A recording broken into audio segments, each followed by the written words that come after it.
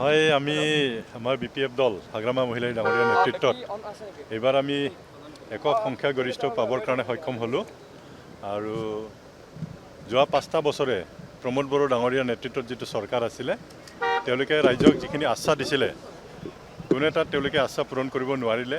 সেইকাৰণে ৰাইজে ক্ষোভ আৰু খঙৰ এইটো বহি প্ৰকাশ হয়। তো আমি চেষ্টা কৰিম আমাৰ BTCক আগুৱাই নিবৰ কাৰণে। আমাৰ BTCৰ বহুত সমস্যা আছে, বিশেষভাৱে আমাৰ মাটি বাৰীৰ বহুত সমস্যা আছে। এই মাটি বাৰীৰ সমস্যাটো কেনেকৈ আমি সমাধান কৰিব পাৰোঁ, কেনেকৈ আমি মাটিবিলাক পট্টা দিব পাৰোঁ, তাৰ কাৰণে আমি চেষ্টা কৰিম। আপোনাৰ জীৱনত ৰাজনৈতিক কেৰিয়াৰত প্ৰথমবাৰ BTC হয়, এই প্ৰৱেশক কি ক'ব, তাতে ডেপুটি চিফৰ দায়িত্ব। হয়, খুবেই ভাল লাগিছে। মই 2001 চনৰ পৰা অসম বিধানসভাত আছিলোঁ, 2020 চনলৈকে 4বাৰকৈ মই বিধানসভাত আহিছিলোঁ, 2বাৰকৈ মন্ত্ৰিত্ব লাভ কৰিছিলোঁ আৰু এইবাৰ প্ৰথমবাৰৰ কাৰণে মই পৰিষদীয় নিৰ্বাচনত প্ৰতিদ্বন্দ্বিতা কৰিছিলোঁ আৰু জয়ী হৈ এইবাৰ ডেপুটি লিডাৰ হিচাপে এতিয়া নিৰ্বাচিত হৈছে। চাওঁ চৰকাৰ ফৰ্ম কৰিলে, গঠন কৰিলে ডেপুটি চিফ মোক দায়িত্ব দিব আৰু মই চেষ্টা কৰিম ডেপুটি চিফ দায়িত্বটো লৈ পেলাই মোৰ যিখিনি পাৰোঁ আমাৰ BTC অঞ্চলৰ উন্নয়নৰ কাৰণে, BTC অঞ্চলৰ শান্তি সম্প্ৰীতিৰ কাৰণে, বিভিন্ন জাতি জনগোষ্ঠীৰ মাজত সমন্বয়টো সুদৃঢ় কৰিবৰ কাৰণে আমি চেষ্টা কৰিম। হয়, আমি আমাৰ BPF দল হাগ্ৰামা মহিলাই ডাঙৰীয়া নেতৃত্বত এইবাৰ আমি একক সংখ্যাগৰিষ্ঠ পাবৰ কাৰণে সক্ষম হ'লোঁ আৰু যোৱা 5টা বছৰে প্ৰমোদ বড়ো ডাঙৰীয়া নেতৃত্বত যিটো চৰকাৰ আছিলে তেওঁলোকে ৰাইজক যিখিনি আশ্বাস দিছিলে কোনো এটা তেওঁলোকে আশ্বাস পূৰণ কৰিব নোৱাৰিলে।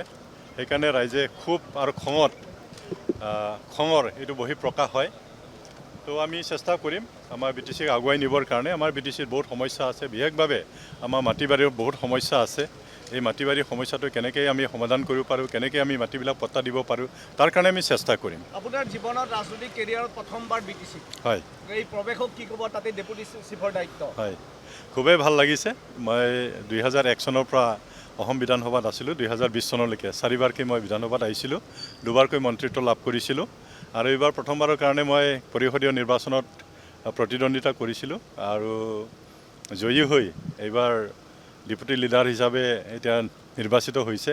চাওঁ চৰকাৰ ফৰ্ম কৰিলে, গঠন কৰিলে ডেপুটি চিফ মোক দায়িত্ব দিব আৰু মই চেষ্টা কৰিম ডেপুটি চিফ দায়িত্বটো লৈ পেলাই মোৰ যিখিনি পাৰোঁ আমাৰ BTC অঞ্চলৰ উন্নয়নৰ কাৰণে, BTC অঞ্চলৰ শান্তি সম্প্ৰীতিৰ কাৰণে, বিভিন্ন জাতি জনগোষ্ঠীৰ মাজত সমন্বয়টো সুদৃঢ় কৰিবৰ কাৰণে আমি চেষ্টা কৰিম। যিকোনো খবৰৰ বাবে যোগাযোগ কৰক 7099017330 লগতে 7099017110 নম্বৰত।